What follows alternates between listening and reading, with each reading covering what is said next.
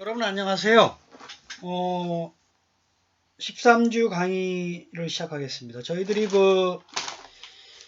HTML하고 CSS의 기본적인 사용법을 이제 마무리하였고, 이제 남아있는 게 자바스크립트에 대한 내용을 이제 공부를 하면 되는데, 이번 주에는 기본적인 문법을 좀 살펴보고요. 자바스크립트가 상당히 좀 다른 언어에 비해서 좀 유연하고 상당히 많은 기능들이 있어요. 특히 자바에서처럼 어떤 객체지향적 개념을 좀 이제 많이 활용을 해서 모듈화나 뭐 이런 게 라이브러리 형태로 많이 좀 제공을 해요. 그리고 코드를 좀 사용할 때 좀 가볍게 한다는 게 중요하다고 그랬죠. 우리가 모바일에서 가벼운 코딩 기술을 요하기 때문에 그런 거를 이제 축약해서 쓰는 방법이 상당히 자바스크립트에서 많이 좀 활용이 되고 있습니다. 그래서 1교시에서는 기본 문법, 그 다음에 2, 3교시에서 변수명과 연산자, 그 다음에 이제 저희들이 새로운 언어를 배우게 되면 이제 기본적으로 이제 if문 있죠? 제어문, 반복문. 자바스크립트에서도 똑같이 그런 기능이 있기 때문에 그거를 좀 이해하는 시간을 갖도록 그렇게 하겠습니다. 그래서 요번 챕터에는 자바스크립트, 데이터 타입, 변수 정의하는 거, 연산자들이 당연히 이제 있죠. 산술 논리, 비트 연산자 등이 있고, 제어문은 이제 if문과 반복문, 그거를 생각을 하시면 되겠습니다. 자바스크립트는 사실 웹 문서를 동적으로 제어하기 위해서 처음에 고안이 됐죠. 자바와는 전혀 다른 거니까 여러분들 혼돈하지 마시고, 저희들이 이제 웹3 총사라고 하는 건 웹 HTML, CSS, 자바스크립트. 이걸 이제 3총사라고 이제 얘기를 합니다. 이제 HTML5 버전이 쓰고 있는 거, CSS3 지금.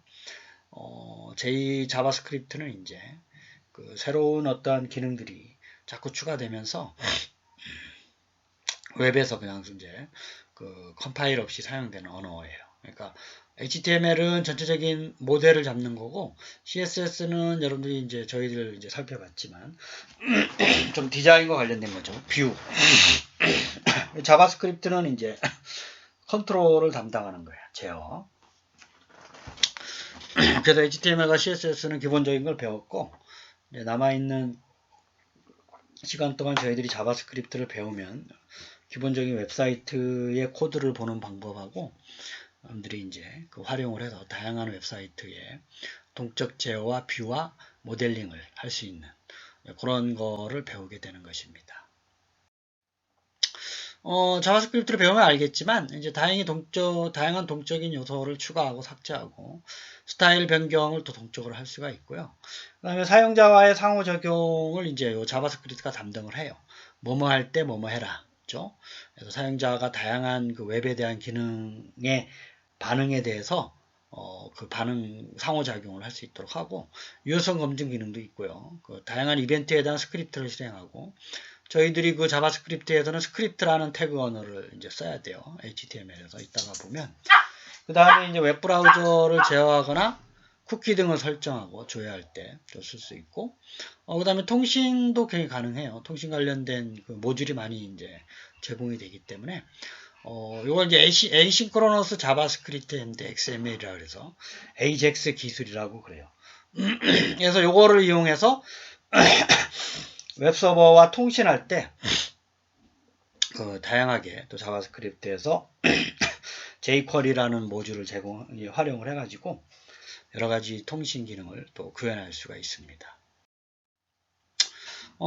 기본적인 문법을 좀 살펴볼 텐데 여러분들이 한 번씩 좀 실습을 하면서 해봐야 돼요. 그래서 어느 언어라든지 문법을 잘 알아야 자유자재로 쓸 기 때문에 여러분이 중요한 문법은 반드시 확인을 해서 넘어갈 수 있도록 하기를 바라겠습니다. 자바스크립트에서는 대소문자가 다른 그 변수로, 다른 기능으로 구분을 해서 쓰니까 유의하시고, 문장은 세미콜론을 쓰든지 엔터를 쳐도 되는데, 세미콜론을 안 치게 되면 연달아가 쓰게 되면 안 돼요. 그러면 이제 한 문장 안에 한 줄 안에 여러 개의 문장을 수행할 수는 없어요. 그래서 엔터를 치든지, 여러분들 그냥 세미콜론을 친다, 시처럼. 그래서 그렇게 알아두시면 되고, VAR은 변수라는 거고요. 여기서는 VAR이라는 걸로 다 통일이 돼 있어요. 할당되는 값에 따라서 변수의 데이터 타입이 정해지는 형태이기 때문에 age라는 변수가 25인데 document.write를 상당히 많이 볼 거예요. 이게 저희들이 이런 거가 이제 printf 또는 자바에서 시스템 아웃 이거 함수 형태로 다 쓰죠. 여기도 마찬가지로 document.write가 웹문서에 출력하는 거예요. 그래서 당신의 나이는 땡땡 age입니다. 요 더하기 표시는 자바에서처럼 변수명을 더하기를 해주는 거죠. 혹시 이제 프로그래밍 언어를 안 배운 학생은 좀 이해하기 좀 어려울 테지만,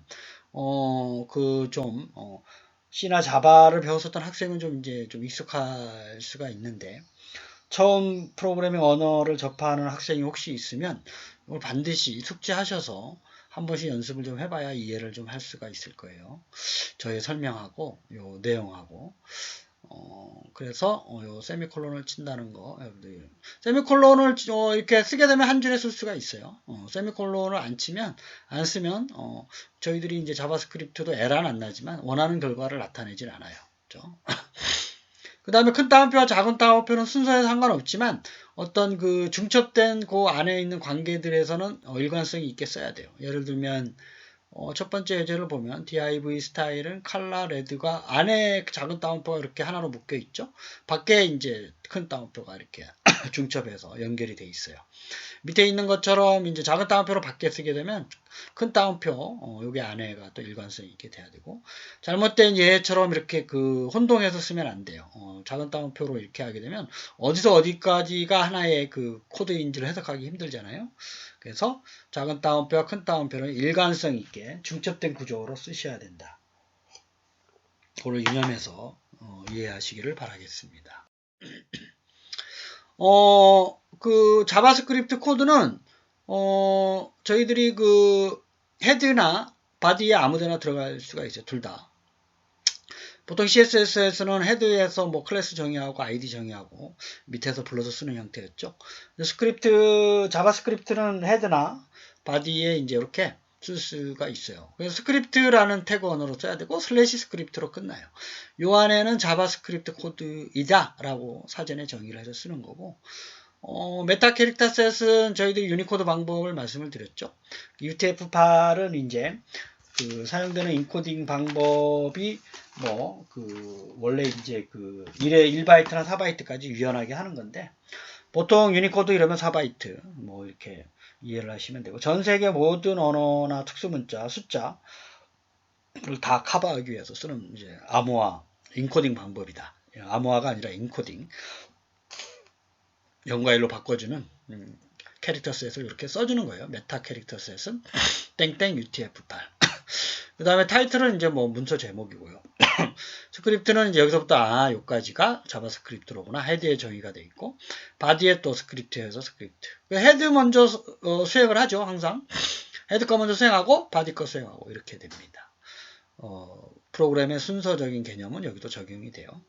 그 다음에 속성 안에 이렇게 쓸 수도 있어요. 물론 저 스크립트로 외부 파일을 불러올 수도 있어요. CSS처럼 source src라는 속성을 써서 외부에 있는 파일을 .js로 만들 수가 있어요. 자바스크립트 파일을 .css로 만들듯이 .js를 만들 수가 있다 이런 얘기예요. 그런 경우 불러서 올 수가 있어요. 그 다음에 안에서 우리 CSS에서 안에서 할 수 있는 것처럼 onClick은 alert라는 함수를 불러서 이 안에 이제 자바스크립트 파일이 넣든지 안 그러면 이제 외부 파일을 불러오든지 이제 이렇게 할 수가 있습니다. 실행 순서는 순서대로 한다는 거, 이걸 보여주고 있어요. 그래서 여기 보면 이제 메타 타이틀 됐고요. 스크립트가 var 넘버는 0이에요. 자바스크립트에서는 변수명이 C나 자바에서처럼 int, 뭐, 더블, 플로트, 뭐, 스트링 이런 거 쓸 필요가 없어요. 그냥 var 이러고 변수명에다 있는 값을 가지고 자기가 판단을 해요. 숫자인지 문자인지. 그래서 상당히 편리하다는 거죠. 그래서 var 넘버는 0이니까 넘버가 숫자로구나 이렇게 아는 거예요. 그렇죠? 그래서 var이라고 통일을 시켜서 쓰시면 됩니다. 그래서 넘버는 0이니까 document.write 헤드 태그의 실행 순서 땡땡 넘버를 출력하는 거죠. 그래서 오른쪽에 이제 맨 첫 번째 게 수행이 됐고 순서대로 수행이 된다. 프로그래밍의 기본적인 그 실행 원칙이 순서죠. 순서. 그죠? 순서가 중요하다. 순서가 가장 기본적이에요. 그렇죠? 밥 먹고 이빨 닦지, 이빨 닦고 밥 먹는 이런 순서를 가지진 않아요. 그렇죠? 그래서 항상 그 순서적인 개념이, 그러니까 일어나서 물을 마시지, 물 마시고, 그렇죠? 어쨌든 뭐 그런 순서적인 개념이 상당히 개념적으로 중요하다. 그렇죠? 물 넣고 라면 끓여야지, 라면 넣고 끓이고 물 넣는 건 아니죠. 그렇죠? 그래서 그 순서적인 게 상당히 여러분들 이해를 좀 해주시길 바라겠고, 그 다음에 이제 이렇게 스크립트를 여러 개 넣을 수가 있어요. 넘버 1은 이제 출력하고, 헤드가 끝난 다음에 바디에 가서, 또 넘버 2를 이제 수행하고 이런 겁니다. 어쨌든 요 순서대로 출력이 된다. 수행된다. 그 다음에 스크립트는 스크립트가 시작되는 거에서부터 슬래시 스크립트까지가 하나의 자바스크립트고, 요게를 합쳐서 써도 돼요. 위에 같은 경우. 밑에도 마찬가지고. 이렇게 분리해서 쓸 수도 있고, 그렇습니다. 그 다음에 외부로 만든 거를 이제 가져다 쓸 수도 있다고 아까 말씀을 드렸죠. 그런 경우 스크립트라는 태그 안에 src라는 css처럼 소스, 그래서 파일 이름을 적어주면 돼요. 뭐 같은 그 HTML 문서와 같은 디렉토리에 있으면 그냥 파일 이름만 적어주면 되고, 다른 디렉토리에 있으면 그 경로명을 찾아서 가요. 그래서 지금 가운데 있는 거는 이제 상대 경로를 표현한 거예요. 점 이런 얘기는 하나 위로 올라가라 이런 얘기예요. 계층적으로 올라가서 EJS 폴더명 밑에 있는 myscript.js를 불러와라 뭐 이런 얘기입니다. 스크립트 소스가 점 슬래시 이런 거는 현재에서 위로 올라가라 이런 얘기예요.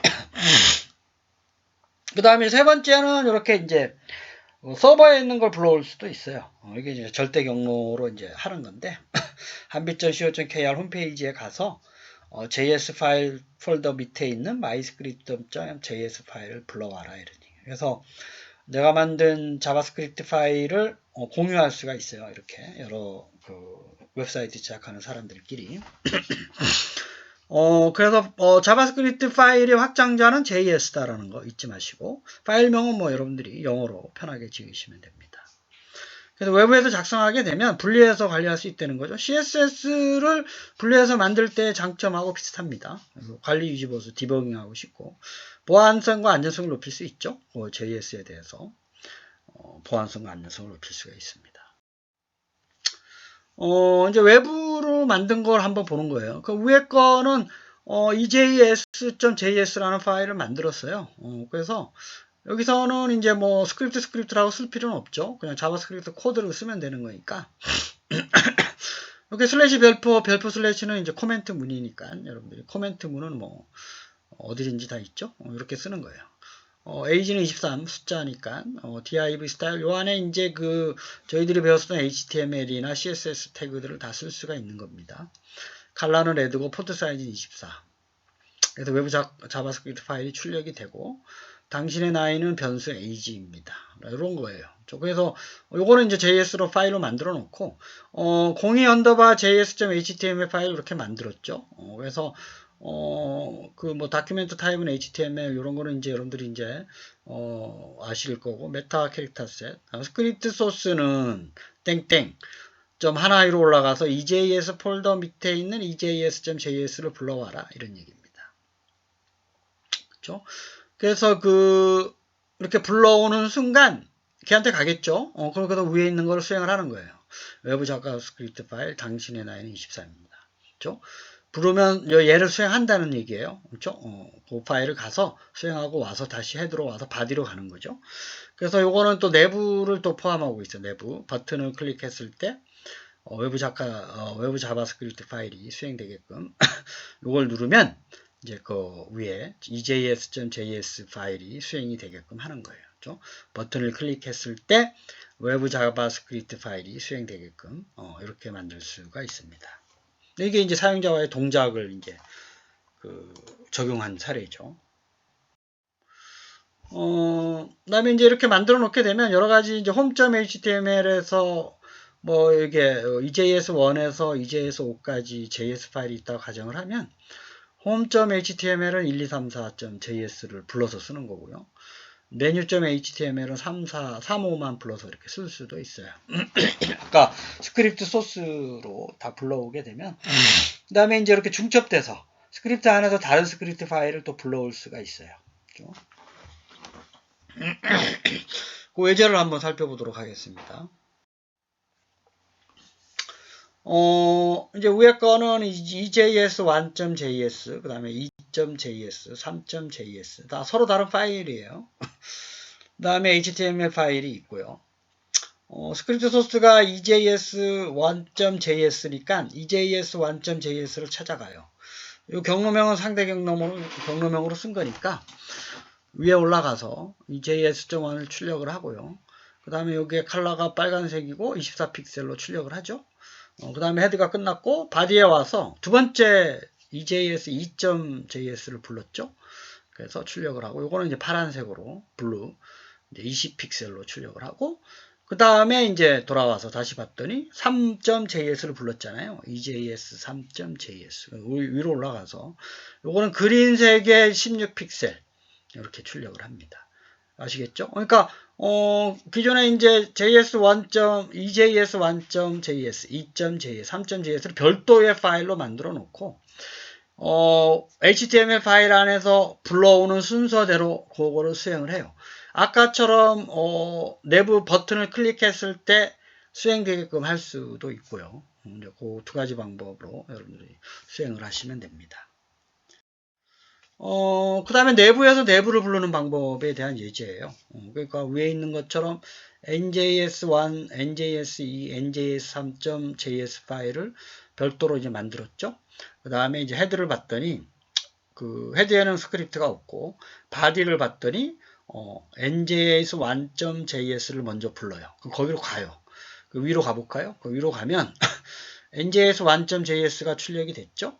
그 다음에 이제 div 스타일 컬러 레드 빨간색으로 24픽셀 출력이 됐고, 그 다음에 이제 세 번째 줄에 봤더니 njs1.js 파일의 세 번째 줄에 봤더니 njs2.js를 여기서 또 부르네요. 2로 가요. 2로 가면 njs2.js는 njs1.js에 포함 이거 출력했죠. 그 다음에 컬러가 블루고 20픽셀짜리 출력을 하고 여기서 봤더니 다시 3으로 가요. 3을 불렀죠. 그래서 3으로 왔더니 얘가 njs3.js는 포함되어 있다. 그 다음에 그린색의 폰트 사이즈는 16픽셀이다. 그래서 그 얼러트라는 건 이제 출력을 하는 거예요. 네스티드 스크립트 파일을 다큐멘트 파일로 출력하는 게 아니라 메시지 형태로 메시지 박스 출력을 하고 그 다음에 바디로 다시 돌아오는 거죠. 다 끝났으니까. 그래서 이제 수행이 이제 이렇게 종료가 됩니다. 그래서 그 아까처럼 이제 별도로 하나씩 수행할 수도 있고 JS 안에 다시 중첩해서 쓸 수도 있어요. 그러니까 자바스크립트 파일도 CSS에서도 말씀을 드렸지만 구조적인 거 설계를 먼저 한 다음에 이제 코딩하는 게 낫다 그랬죠. 자바스크립트도 먼저 이렇게 계층적인 구조 뭐 이렇게 중첩돼 있으면 이제 좀 복잡하잖아요. 그래서 아까처럼 JS 파일을 별도로 만들어서 추가하는 방법을 저는 이제 좀 추천을 하고 있습니다. 그다음에 두 가지를 같이 뭐 이렇게 하는 방법을 소개하고 있어요. 그러니까 뭐 이런 방법도 있다 이 정도 알아두시고 맨 처음에 그 자바스크립트 파일을 만들어서 소스로 불러오는 방법을 이제 가장 좀 여러분들이 연습을 많이 하고 이제 사용을 많이 하는 거니까 그렇게 이해를 하시고 그 다음에 그 내부적으로 코드 안에 넣는 것도 가끔 쓰여요. 아까처럼 얼러트라는 걸 해서 뭐 사용자와의 상호작용으로 내부에 포함을 해서 하는 방법도 이제 많이 씁니다. 코드를 읽다 보면 지금 요거는 볼까요? mjs.js 파일이 이렇게 돼 있고요. HTML 파일로 왔더니 이런 걸 불렀죠. 부르니까 가서 출력을 하고 컬러가 레드고 24픽셀 빨간색으로 출력을 했고요. 다시 돌아와서 바디를 봤더니 스크립트가 파란색의 폰트, 이건 내부죠. 이렇게 외부와 내부를 같이 쓰는 방법도 이제 가능합니다. 자, 이제 스크립트 파일을 사용하는 방법을 말씀을 드렸고, 이제 그 객체, 그 자바스크립트에서는 데이터 타입이 이렇게 있고, 별도로 이제 선언하는 건 없어요. 그러니까 var로 하고, 내부적으로 vr에 할당되는 값을 가지고, 자기가, 그때그때 변수의 형태를 이제 인지를 해요. 그러니까 다른 언어에 비해서 이제 그런 게 좀 편한 거죠. 그다음 넘버 이제 가능한 거는 이제 숫자, 문자열, 불리한, 어레이, 오브젝트, 널, 그다음에 undefined, 뭐 데이터 값이 없는 경우도 다 가능합니다. 사용 형태는 이제 요 숫자, 뭐 자연수, 그다음에 소수 이렇게 지수 형태, 그다음에 이제 문자열은 홍길동 큰 따옴표, 작은 따옴표. 그다음에 불리어는 true, false라는 걸 쓰시면 되고요. 배열은 이렇게 꺽쇠로 이렇게 하나 쓰시면 됩니다. 숫자는 그냥 뭐 꺽쇠 따옴표 없이 쓰시면 되고 이렇게 그 변수와 값을 같은 형태로 이렇게 하나의 그 중괄호로 이렇게 쓸 수도 있어요. 오브젝트라 그러는데 이렇게 선언하는 걸 오브젝트라고 그러고 별도의 또 객체 타입으로 선언하는 방법도 사용이 가능합니다. 그럼 널 이러면 객체 값이 없는 걸로 인지를 해서 어쨌든 이것도 객체로 인지를 해요. 널이라고 쓰면 그러니까 아무것도 정의해서 안 쓰는 경우도 가능하고요. 그래서 이제 여기서 보면 var 스크립트 안에 보면 var num, var obj는 널이라고 해놨죠. 그 var num이라고 하는 순간 얘는 그냥 변수명이 num이지 이 안에 어떤 값이 들어가 있는지는 나중에 값을 할당하면 문자로구나 숫자로구나 불리한이로구나 이걸 알 수가 있는 거예요. 그래서 C나 자바에서 타입 오브 연산자가 있죠. 그래서 타입 오브 연산자를 보고 내가 이제 보면 obj에다가는 널을 할당을 했기 때문에 객체로 이제 인지를 하는 거고 타입 오브 100 이러면 얘가 출력되는 게 넘버 숫자라는 걸 아는 거고요. 10.5도 숫자로 이렇게 하는 거예요. 그러니까 실수와 정수의 구분이 없는 거죠. 넘버로 알고 있는 겁니다. 홍길동 이래가 따옴표로 하게 되면 얘가 스트링이로구나 알고 있는 거고요.